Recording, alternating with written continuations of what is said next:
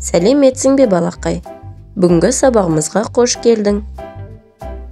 Келесі видеоларға назар аударып, нені көріп тұрғаныңды атай ғой. Сүттен жасалатын тағам, ірімшік. Бейбітшілік құсы, көгершін.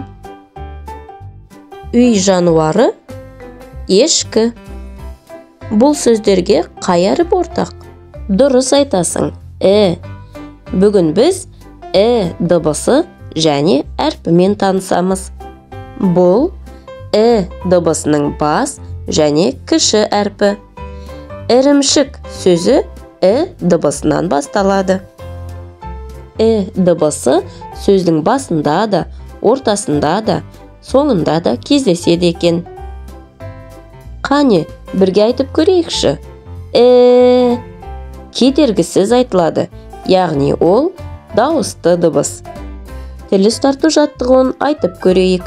Менімен бірге қайталап отыр. К, айлакер қу, түлкі. П, тікенекті кірпі. Н, жаңғақ жейді тиін. Л, мұрыны ұзын, тіл өте жақсы. Оқылым, әріптерді бөлмей, әндетіп, созып оқуға дағдылан.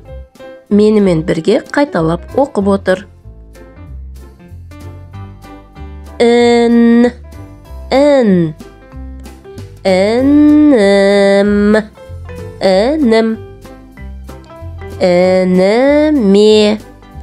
ініме.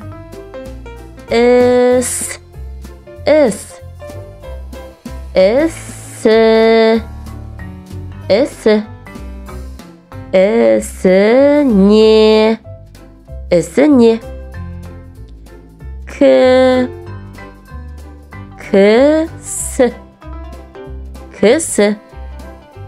Кісі.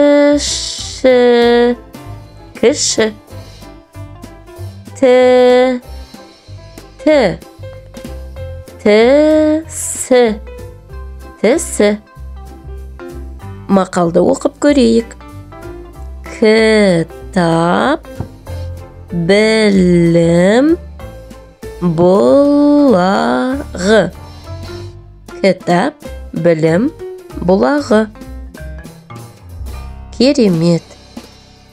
Жазылым. Әрпінің бас және кіші әрпін жазып көрейік. Бас әрпі жоғарыдан, дүзу, таяқ. Кіші әрпі жоғарыдан дүзу бір сызық және төбесінде нүктесі бар. Керемет, сенің қолынан бәрі келеді. Ойлан тап. Дыбысы кездесетін сөздерді ата. Тексерейік. Жаңа сабақтарды жіберіп алмас үшін арнама тіркеліп, қоңырауды басып қой.